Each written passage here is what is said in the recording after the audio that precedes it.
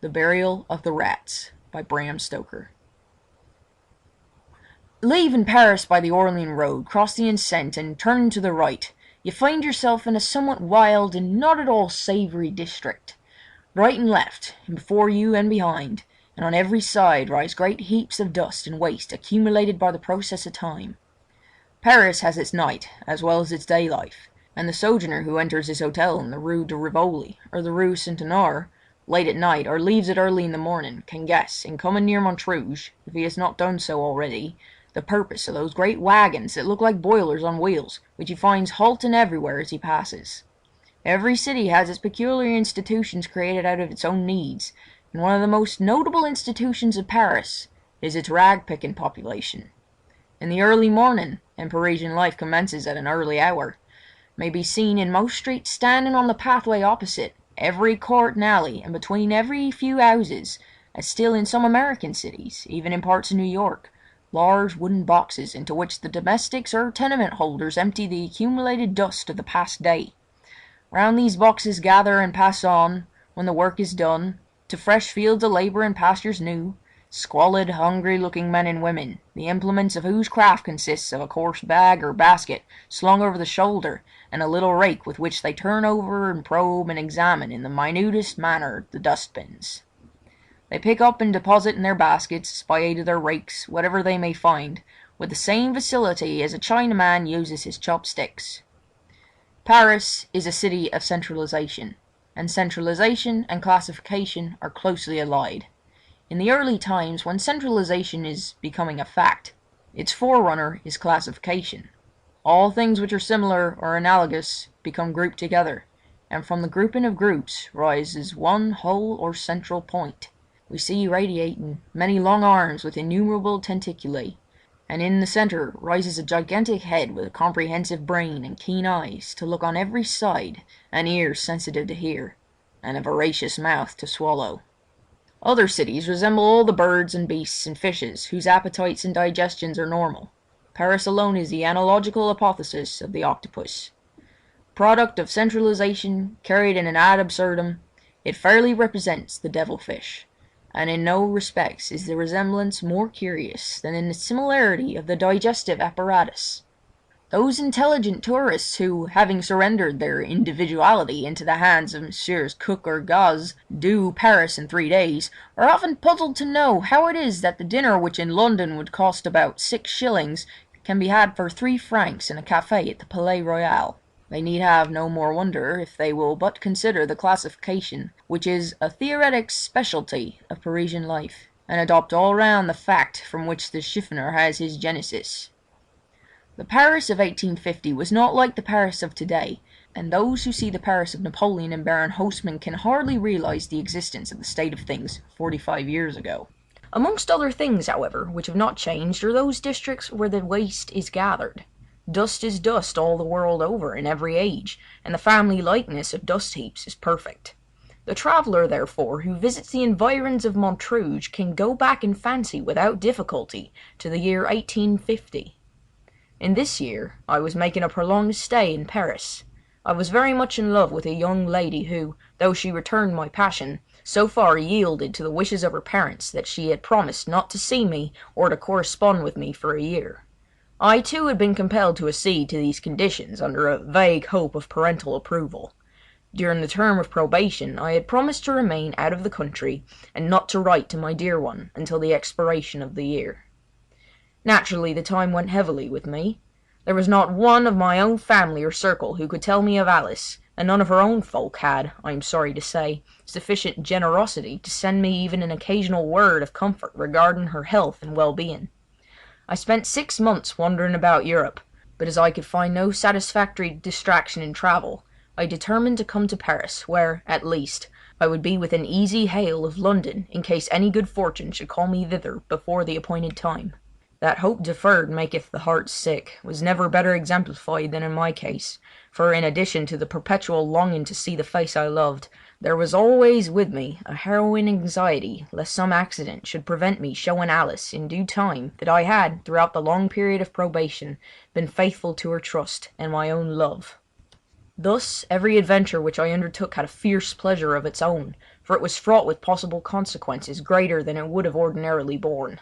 Like all travellers, I exhausted the places of most interest in the first month of my stay, and was driven in the second month to look for amusement, whithersoever I might.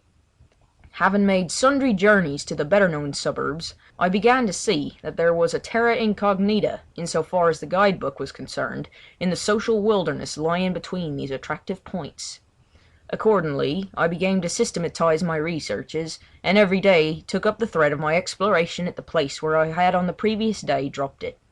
In the process of time my wanderings led me near Montrose, and I saw that hereabouts lay the Ultima Thule of social exploration, a country as little known as that round the source of the White Nile.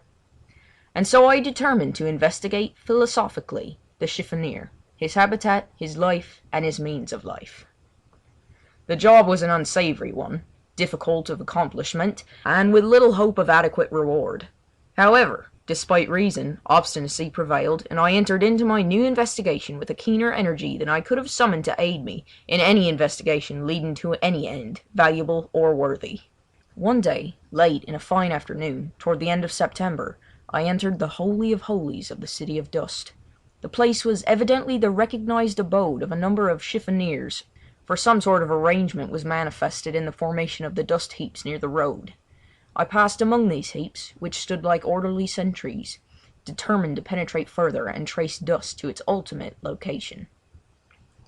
As I passed along I saw behind the dust heaps a few forms that flitted to and fro, evidently watching with great interest the advent of any stranger to such a place.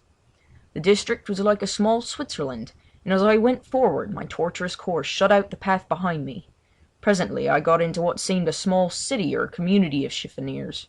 There were a number of shanties or huts, such as may be met with in the remote parts of the Bog of Allen, rude places with wattled walls, plastered with mud, and roofs of rude thatch made from stable refuse. Such places as one would not like to enter for any consideration, and which even in water-colour could only look picturesque if judiciously treated. In the midst of these huts was one of the strangest adaptations, I cannot say habitations, I had ever seen.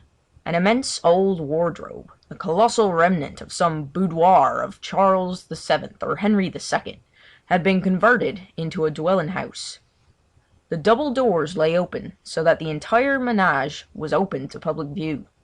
In the open half of the wardrobe was a common sitting-room of some 4 feet by 6, in which sat, smoking their pipes round a charcoal brazier, no fewer than 6 old soldiers of the First Republic, with their uniforms torn and worn threadbare. Evidently they were of the mauvais sujet class. Their bleary eyes and limp jaws told plainly of a common love of absinthe, and their eyes had that haggard, worn look of slumber and ferocity which follows hard in the wake of drink. The other side stood as of old, with its shelves intact, save that they were cut to half their depth, and in each shelf of which there were 6 was a bed made with rags and straw. The half-dozen of worthies who inhabited this structure looked at me curiously as I passed, and when I looked back after going a little way, I saw their heads together in a whispered conference. I did not like the look of this at all, for the place was very lonely and the men looked very, very villainous. However, I did not see any cause for fear and went on my way, penetrating further and further into the Sahara. The way was tortuous to a degree, and from going round in a series of semicircles, as one goes in skating with the Dutch roll, I got rather confused with regard to the points of the compass. When I had penetrated a little way I saw, as I turned the corner of a half-made heap, sitting on a heap of straw, an old soldier with threadbare coat. "Hallo," said I to myself, "the First Republic is well represented here in its soldiery." As I passed him the old man never even looked up at me, but gazed on the ground with stolid persistency. Again I remarked to myself, "See what a life of rude warfare can do. This old man's curiosity is a thing of the past." When I had gone a few steps, however, I looked back suddenly, and saw that curiosity was not dead, for the veteran had raised his head and was regarding me with a very queer expression. He seemed to me to look very like one of the 6 worthies in the press. When he saw me looking he dropped his head, and without thinking further of him, I went on my way, satisfied that there was a strange likeness between these old warriors. Presently I met another soldier in a similar manner. He, too, did not notice me whilst I was passing. By this time it was getting late in the afternoon, and I began to think of retracing my steps. Accordingly I turned to go back, but could see a number of tracks leading between different mounds, and could not ascertain which of them I should take. In my perplexity I wanted to see someone of whom to ask the way, but could see no one. I determined to go on a few mounds further, and so try to see someone, not a veteran. I gained my object, for after a couple of 100 yards I saw before me a single shanty such as I had seen before, with, however, the difference that this was not one for living in, but merely a roof with 3 walls open in front. From the evidences which the neighbourhood exhibited, I took it to be a place for sorting. Within it was an old woman, wrinkled and bent with age. I approached her to ask her the way. She rose as I came close, and I asked her my way. She immediately commenced a conversation, and it occurred to me that here in the very centre of the kingdom of dust was a place to gather details of the history of Parisian rag-picking, particularly as I could do so from the lips of one who looked like the oldest inhabitant. I began my inquiries, and the old woman gave me most interesting answers. She had been one of the ceteuces who had sat daily before the guillotine and had taken an active part among the women who signalised themselves by their violence in the Revolution. While we were talking she said suddenly, "But monsieur must be tired standing," and dusted a rickety old stool for me to sit down. I hardly liked to do so for many reasons, but the poor old woman was so civil that I did not like to run the risk of hurting her by refusing, and moreover the conversation of one who had been at the taking of the Bastille was so interesting that I sat down, and so our conversation went on. While we were talking an old man, older and more bent and wrinkled even than the woman, appeared from behind the shanty. "Here is Pierre," said she. "Monsieur can hear stories now if he wishes, for Pierre was in everything, from the Bastille to Waterloo." The old man took another stool at my request, and we plunged into a sea of revolutionary reminiscences. This old man, albeit clothed like a scarecrow, was like any one of the 6 veterans.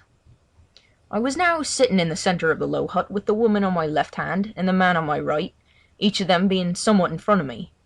The place was full of all sorts of curious objects of lumber, and of many things that I wished far away. In one corner was a heap of rags which seemed to move from the number of vermin it contained, and in the other a heap of bones whose odour was something shocking. Every now and then, glancing at the heaps, I could see the gleaming eyes of some of the rats which infested the place. These loathsome objects were bad enough, but what looked even more dreadful was an old butcher's axe, with an iron handle stained with clots of blood, leaning up against the wall on the right-hand side. Still, these things did not give me much concern.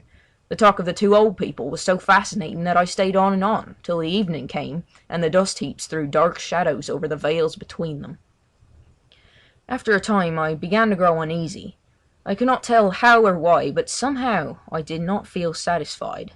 Uneasiness is an instinct and means warning. The psychic faculties are often the sentries of the intellect, and when they sound alarm the reason begins to act, although perhaps not consciously. This was so with me. I began to bethink me where I was and by what surrounded, and to wonder how I should fare in case I should be attacked. And then the thought suddenly burst upon me, although without any overt cause, that I was in danger. Prudence whispered, "Be still and make no sign." And so I was still and made no sign, for I knew that 4 cunning eyes were on me. 4 eyes, if not more. My God, what a horrible thought! The whole shanty might be surrounded on 3 sides with villains. I might be in the midst of a band of such desperadoes as only half a century of periodic revolution can produce.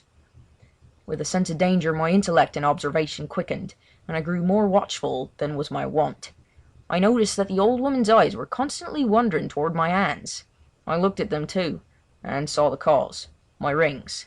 On my left little finger I had a large signet, and on the right a good diamond. I thought that if there was any danger my first care was to avert suspicion. Accordingly I began to work the conversation round to rag-picking, to the drains, of the things found there, and so by easy stages to jewels. Then, seizing a favourable opportunity, I asked the old woman if she knew anything of such things. She answered that she did, a little. I held out my right hand, and showing her the diamond, asked her what she thought of that. She answered that her eyes were bad, and stooped over my hand. I said as nonchalantly as I could, "Pardon me, you'll see better thus," and taking it off, handed it to her. An unholy light came into her withered old face as she touched it. She stole one glance at me, swift and keen as a flash of lightning. She bent over the ring for a moment, her face quite concealed as though examining it.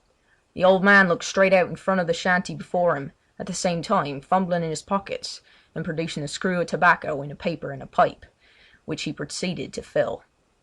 I took advantage of the pause and the momentary rest from the searching eyes on my face to look carefully round the place, now dim and shadowy in the gloaming.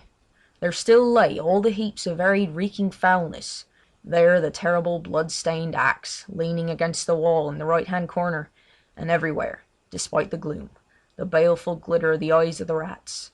I could see them even through some of the chinks of the boards at the back, low down close to the ground. But stay, these latter eyes seemed more than usually large and bright and baleful.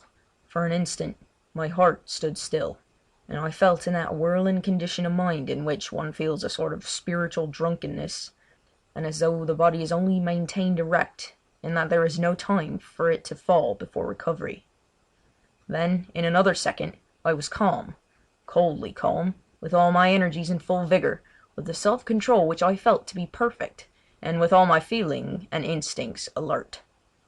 Now I knew the full extent of my danger. I was watched and surrounded by desperate people. I could not even guess at how many of them were lying there on the ground behind the shanty, waiting for the moment to strike. I knew that I was big and strong, and they knew it too. They knew also, as I did, that I was an Englishman and would make a fight for it. And so we waited.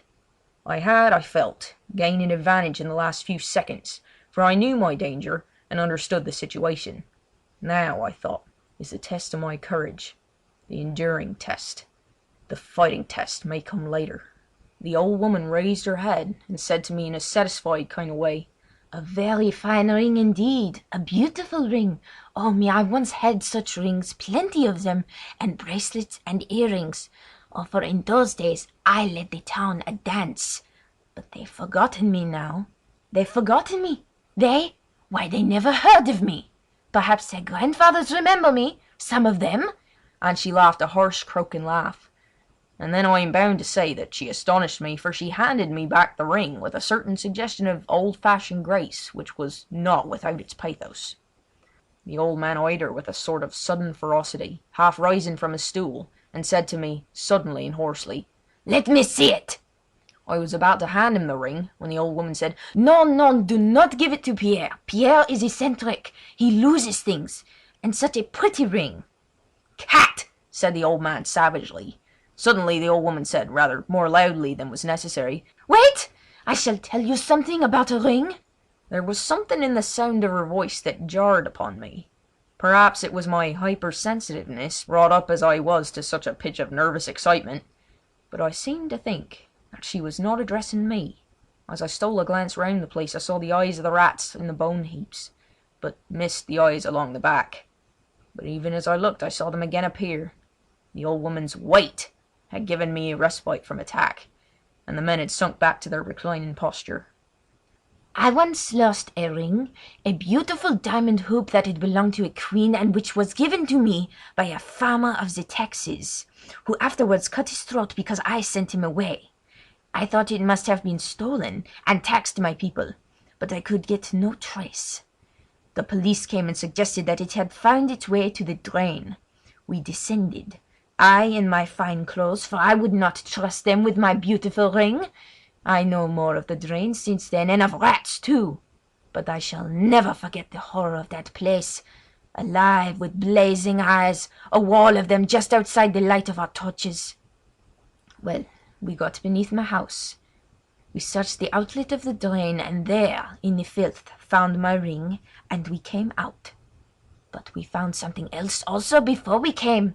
As we were coming toward the opening, a lot of sewer rats, human ones this time, came towards us. They told the police that one of their number had gone into the drain and had not returned.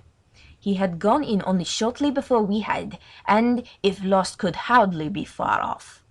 They asked help to seek him, so we turned back. They tried to prevent me going, but I insisted. It was a new excitement, and had I not recovered my ring? Not far did we go, till we came on something. There was but a little water, and the bottom of the drain was raised with brick, rubbish, and much matter of the kind. He had made a fight for it, even when his torch had gone out. But there were too many for him. They had not been long about it. The bones were still warm, but they were picked clean. They had even eaten their own dead ones, and there were bones of rats as well as of the man. They took it cool enough, those others, the human ones, and joked of their comrade when they found him dead, though they would have helped him living. Bah! What matters it, life or death? And you had no fear? I asked her. Fear, she said with a laugh. Me have fear? Ask Pierre. But I was younger then, and as I came through that horrible drain with its wall of greedy eyes, always moving with the circle of the light from the torches, I did not feel easy. I kept on before the men, no. It is a way I have.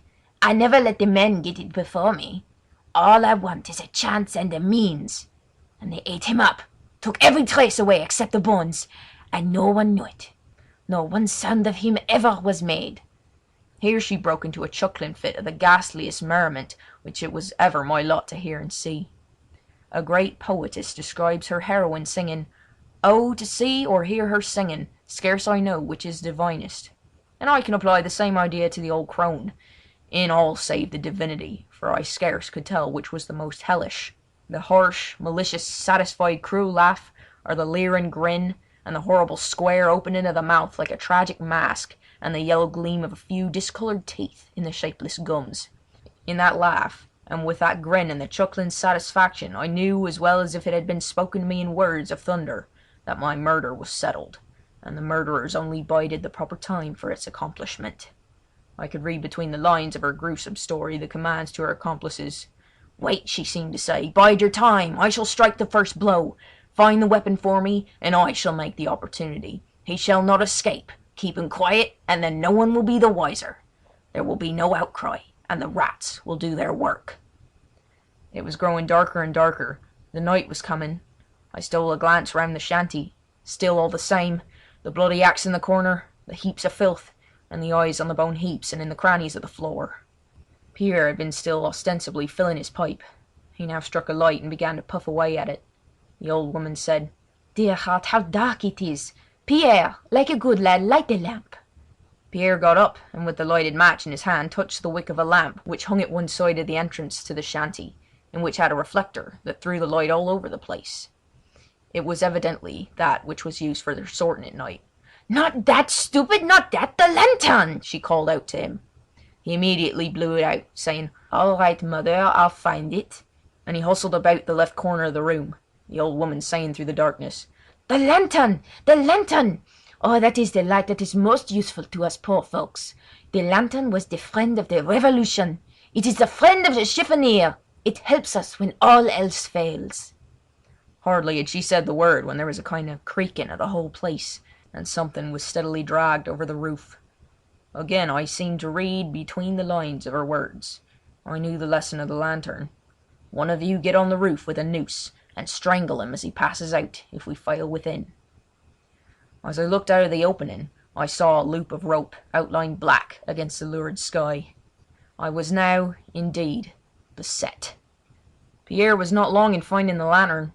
I kept my eyes fixed through the darkness on the old woman. Pierre struck his light.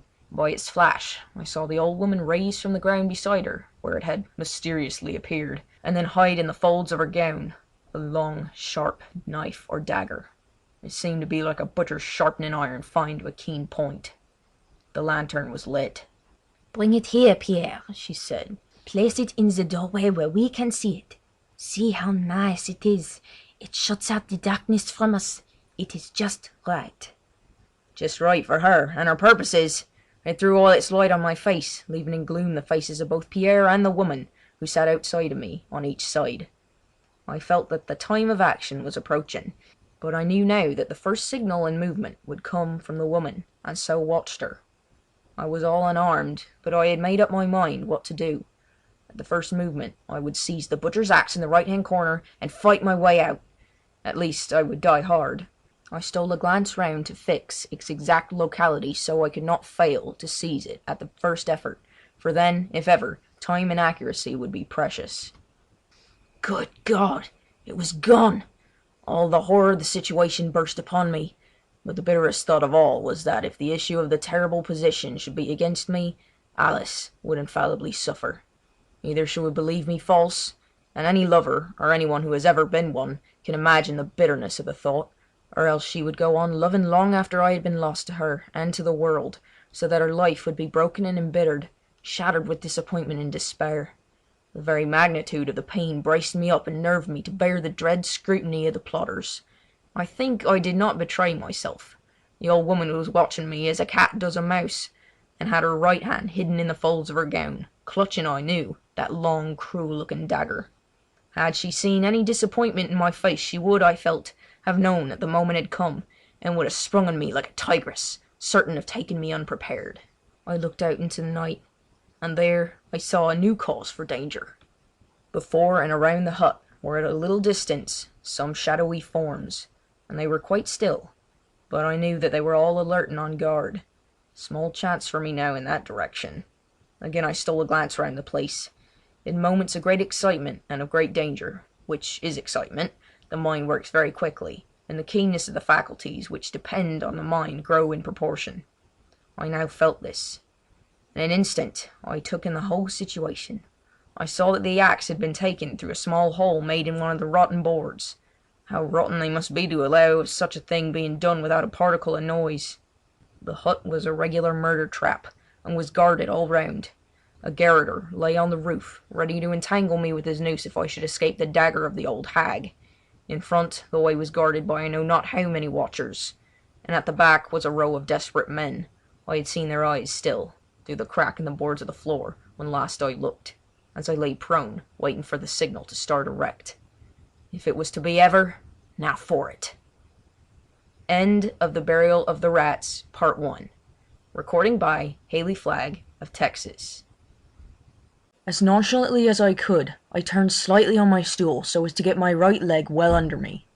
Then, with a sudden jump, turning my head, and guarding it with my hands, and with the fighting instinct of the knights of old, I breathed my lady's name and hurled myself against the back wall of the hut. Watchful as they were, the suddenness of my movement surprised both Pierre and the old woman. As I crashed through the rotten timbers, I saw the old woman rise with a leap like a tiger, and heard her low gasp of baffled rage. My feet lit on something that moved, and as I jumped away I knew that I had stepped on the back of one of the row of men lying on their faces outside the hut.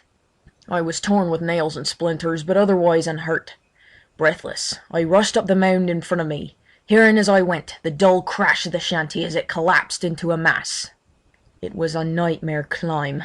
The mound, though but low, was awfully steep, and with each step I took, the mass of dust and cinders tore down with me, and gave way under my feet. The dust rose and choked me. It was sickening, fetid, awful, but my climb was, I felt, for life or death, and I struggled on. The seconds seemed hours, but the few moments I had in starting, combined with my youth and strength, gave me a great advantage, and though several forms struggled after me in deadly silence which was more dreadful than any sound, I easily reached the top. Since then I've climbed the cone of Vesuvius, and as I struggled up that dreary steep amid the sulphurous fumes, the memory of that awful night at Montrouge came back to me so vividly that I almost grew faint. The mound was one of the tallest in the region of dust, and as I struggled to the top, panting for breath, with my heart beating like a sledgehammer, I saw away to my left the dull red gleam of the sky, and nearer still the flashing of lights. Thank God I knew where I was now, and where lay the road to Paris. For 2 or 3 seconds I paused and looked back.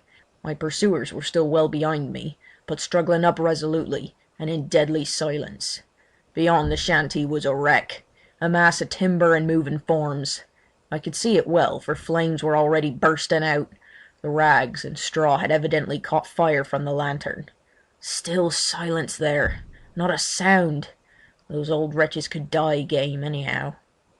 I had no time for more than a passing glance, for as I cast an eye round the mound preparatory to making my descent, I saw several dark forms rushing round on either side to cut me off on my way. It was now a race for life. They were trying to head me on my way to Paris, and with the instinct of the moment I dashed down to the right-hand side.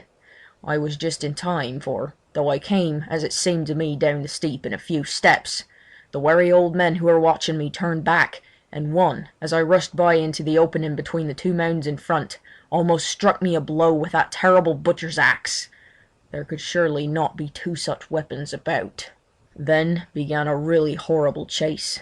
I easily ran ahead of the old men, and even when some younger ones and a few women joined in the hunt, I easily distanced them. But I did not know the way, and I could not even guide myself by the light in the sky, for I was running away from it.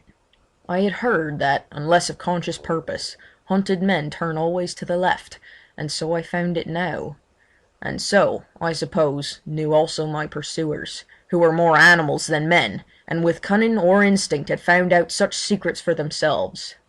For on finishing a quick spurt, after which I intended to take a moment's breathing space, I suddenly saw ahead of me 2 or 3 forms swiftly passing behind a mound to the right.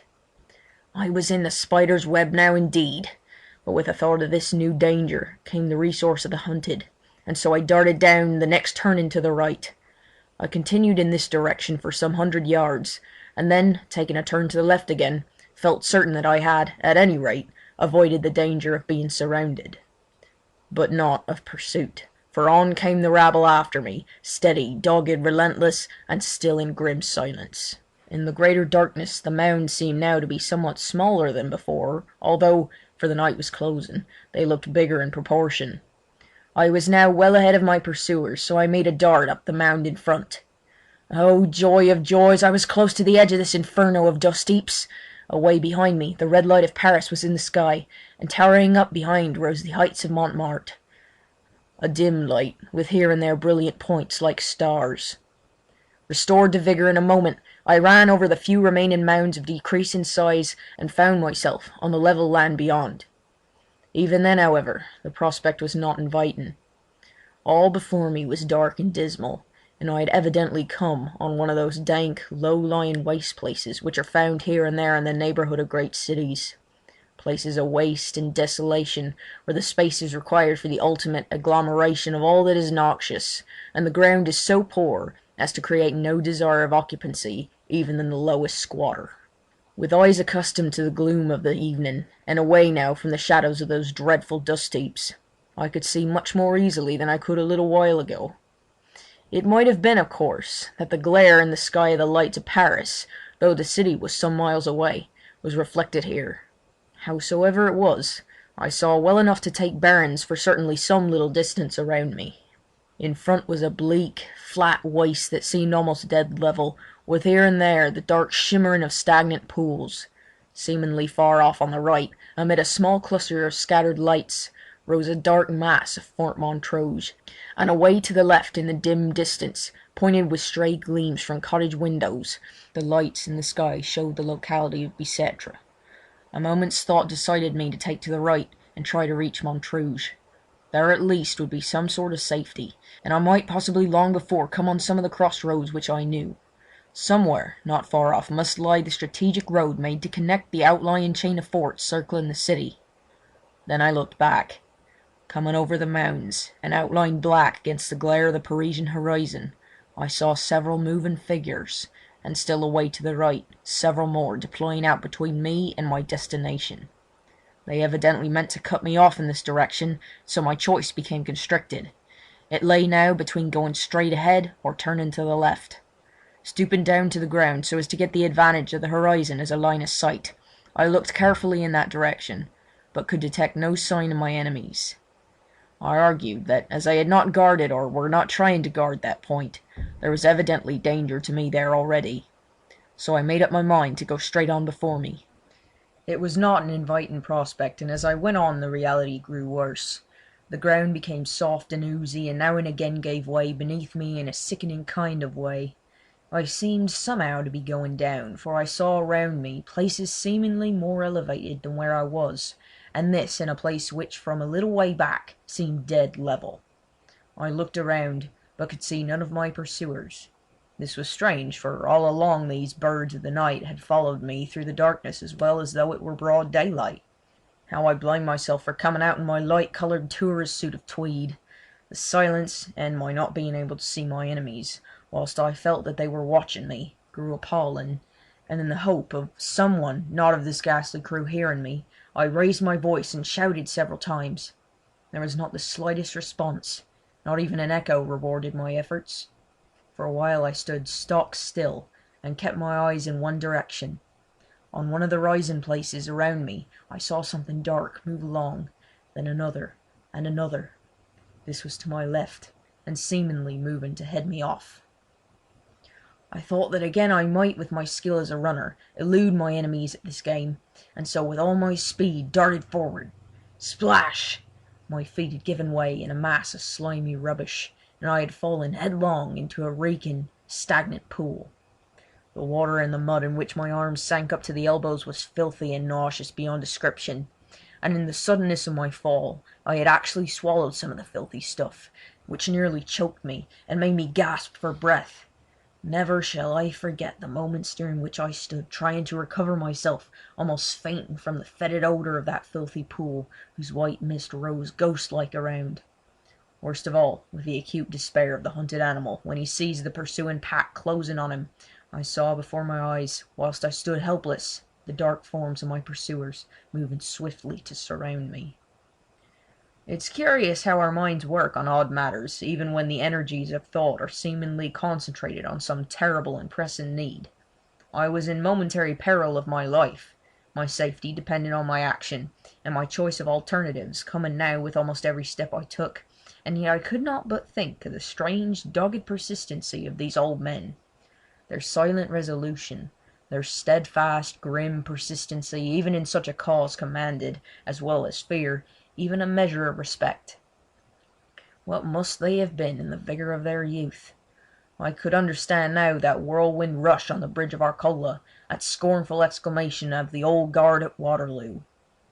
Unconscious cerebration had its own pleasures even at such moments, but fortunately it does not in any way clash with the thought from which action springs.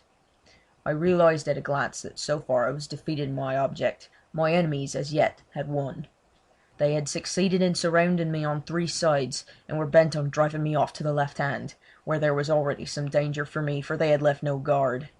I accepted the alternative. It was a case of Hobson's choice and run. I had to keep the lower ground, for my pursuers were on the higher places. However, though the ooze and broken ground impeded me, my youth and training made me able to hold my ground, and by keeping a diagonal line I not only kept them from gaining on me, but even began to distance them. This gave me new heart and strength, and by this time habitual training was beginning to tell and my second wind had come. Before me the ground rose slightly. I rushed up the slope and found before me a waste of watery slime with a low dyke or bank looking black and grim beyond. I felt that if I could but reach that dyke in safety, I could there, with solid ground under my feet and some kind of path to guide me, find with comparative ease a way out of my troubles. After a glance right and left, and seeing no one near, I kept my eyes for a few minutes to their rightful work of aiding my feet whilst I crossed the swamp. It was rough, hard work, but there was little danger, merely toil, and a short time took me to the dyke. I rushed up the slope, exulting, but here again I met a new shock. On either side of me rose a number of crouching figures. From right and left they rushed at me. Each body held a rope. The cordon was nearly complete. I could pass on neither side and the end was near. There was only one chance, and I took it. I hurled myself across the dyke, and escaping out of the very clutches of my foes, threw myself into the stream. At any other time I should have thought that water foul and filthy, but now it was as welcome as the most crystal-clear stream to the parched traveller. It was a highway of safety. My pursuers rushed after me. Had only one of them held the rope, it would have been all up with me, for he could have entangled me before I had time to swim a stroke. But the many hands holding it embarrassed and delayed them, and when the rope struck the water I heard the splash well behind me. A few minutes' hard swimming took me across the stream. Refreshed with the immersion and encouraged by the escape, I climbed the dyke in comparative gaiety of spirits. From the top I looked back. Through the darkness I saw my assailants scattering up and down along the dyke. The pursuit was evidently not ended, and again I had to choose my course. Beyond the dyke where I stood was a wild, swampy space, very similar to that which I had crossed. I determined to shun such a place, and thought for a moment whether I would take up or down the dyke. I thought I heard a sound, the muffled sound of oars, so I listened, and then shouted. No response, but the sound ceased. My enemies had evidently got a boat of some kind. As they were on the upside of me, I took the down path and began to run. As I passed to the left of where I had entered the water, I heard several splashes, soft and stealthy, like the sound a rat makes as he plunges into the stream, but vastly greater. And as I looked, I saw the dark sheen of the water broken by the ripples of several advancing heads. Some of my enemies were swimming the stream also. And now, behind me, up the stream, the silence was broken by the quick rattle and creak of oars. My enemies were in hot pursuit. I put my best leg foremost and ran on. After a break of a couple of minutes, I looked back, and by a gleam of light through the ragged clouds, I saw several dark forms climbing the bank behind me.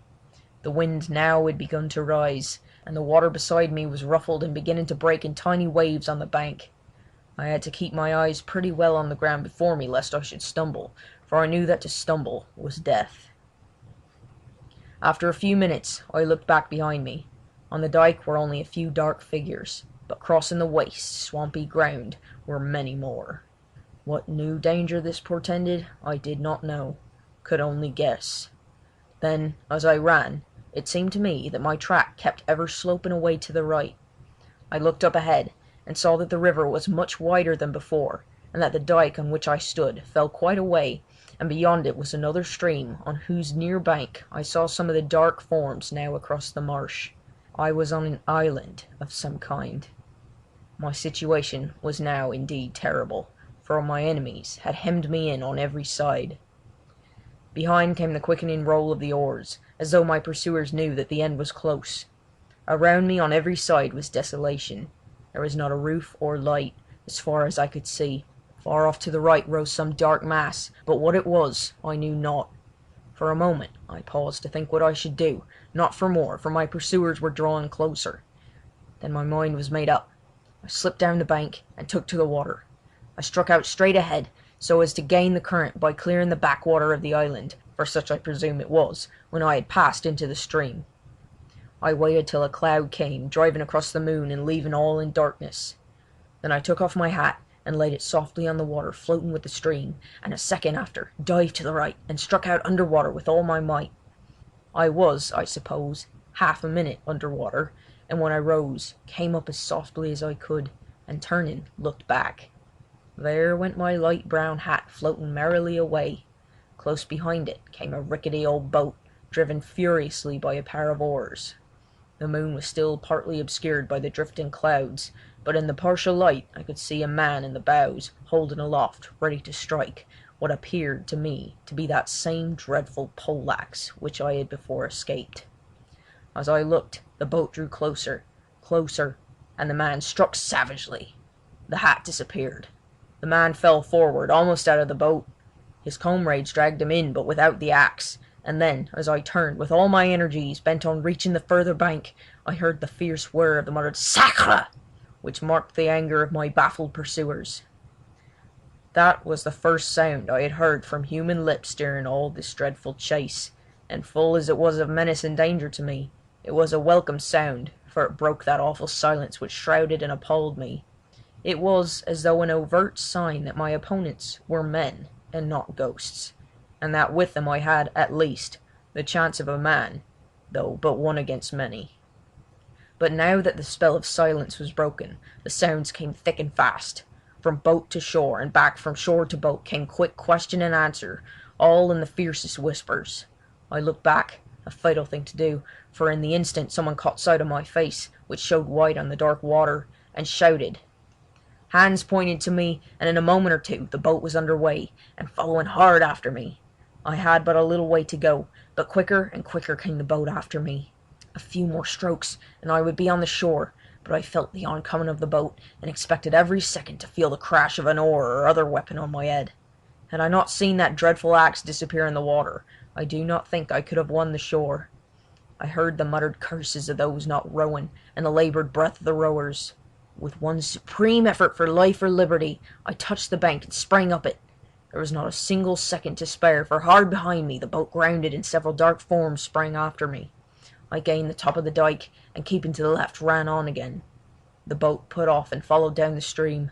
Seeing this, I feared danger in this direction, and, quickly turning, ran down the dyke on the other side, and after passing a short stretch of marshy ground, gained a wild, open, flat country, and sped on. Still behind me came my relentless pursuers. Far away, below me, I saw the same dark mass as before, but now grown closer and greater. My heart gave a great thrill of delight, for I knew it must be the fortress of Bicêtre, and with my new courage I ran on. I had heard that between each and all the protecting forts of Paris there are strategic ways, deep sunk roads where soldiers marching should be sheltered from an enemy.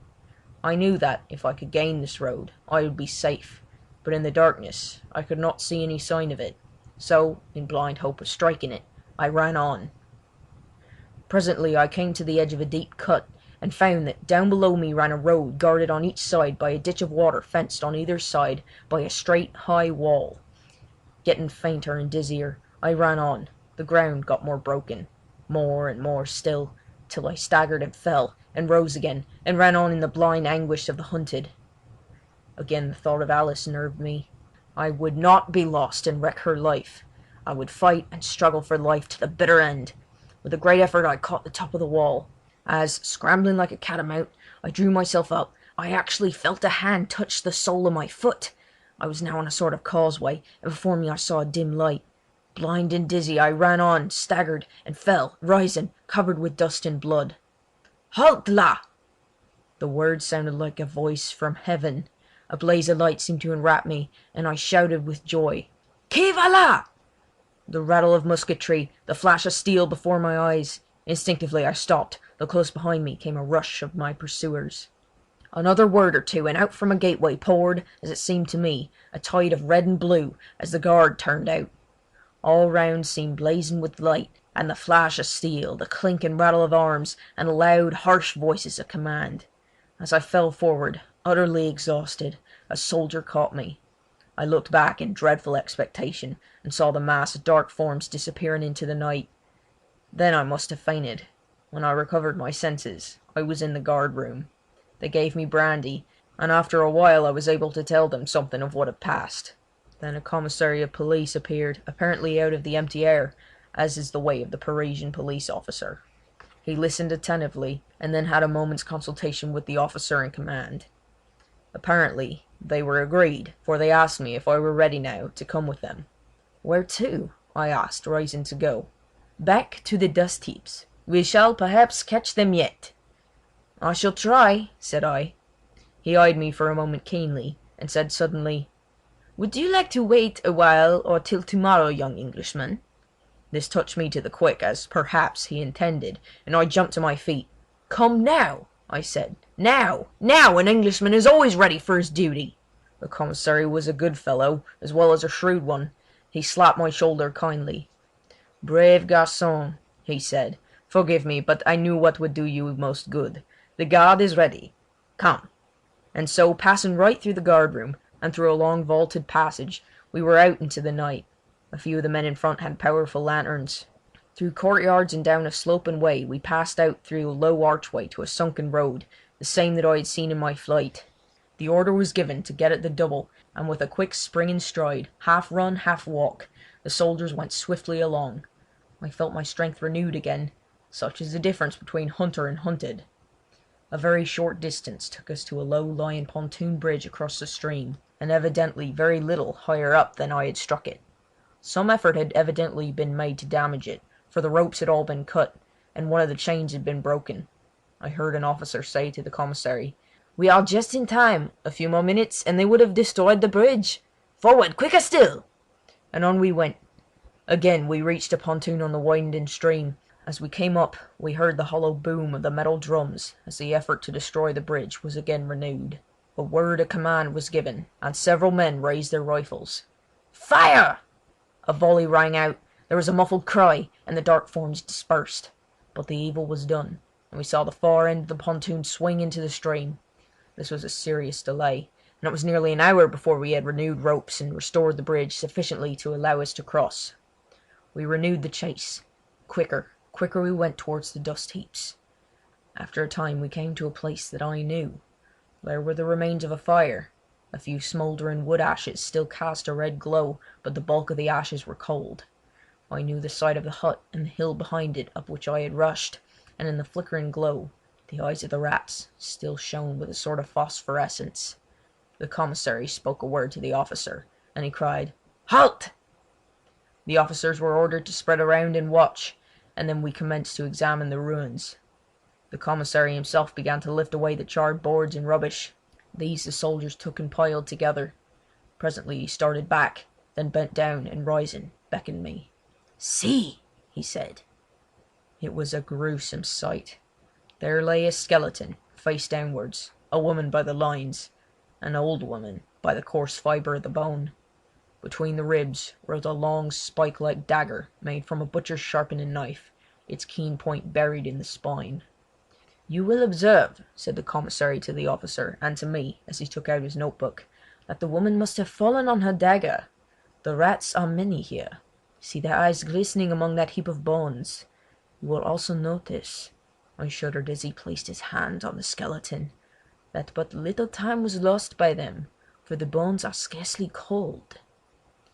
There was no other sign of anyone near, living or dead, and so, deploying again into line, the soldiers passed on. Presently we came to the hut made of the old wardrobe. We approached. In 5 of the 6 compartments was an old man sleeping so soundly that even the glare of the lanterns did not wake them. Old and grim and grizzled they looked, with their gaunt, wrinkled, bronzed faces and their white moustaches. The officer called out harshly and loudly a word of command, and in an instant each one of them was on his feet before us and standing at attention. "What do you do here?" "We sleep," was the answer. "Where are the other chiffoniers?" asked the commissary. "Gone to work." "And you?" "We are on guard." "Peste!" laughed the officer grimly, as he looked at the old men one after the other in the face and added with cool, deliberate cruelty, "Asleep on duty. Is this the manner of the old guard? No wonder then at Waterloo." By the gleam of the lantern I saw the grim old faces grow deadly pale, and almost shuddered at the look in the eyes of the old men as the laugh of the soldiers echoed the grim pleasantry of the officer. I felt in that moment that I was, in some measure, avenged. For a moment they looked as if they would throw themselves on the taunter, but years of their life had schooled them and they remained still. "You are but 5," said the commissary. "Where is the 6th?" The answer came with a grim chuckle. "He is there," and the speaker pointed to the bottom of the wardrobe. "He died last night. You won't find much of him. The burial of the rats is quick." The commissary stooped and looked in. Then he turned to the officer and said calmly, "We may as well go back. No trace here now. Nothing to prove that man was the one wounded by your soldiers' bullets. Probably they murdered him to cover up the trace. See!" Again he stooped and placed his hands on the skeleton. "The rats work quickly and there are many. These bones are warm." I shuddered, and so did many more of those around me. "Form!" said the officer, and so in marching order, with the lanterns swinging in front and the manacled veterans in the midst, with steady tramp, we took ourselves out of the dust heaps and turned backward to the fortress of Bicêtre. My year of probation has long since ended, and Alice is my wife. But when I look back upon that trying 12-month, one of the most vivid incidents that memory recalls is that associated with my visit to the City of Dust. End of The Burial of the Rats, Part 2. Recording by Haley Flagg of Texas.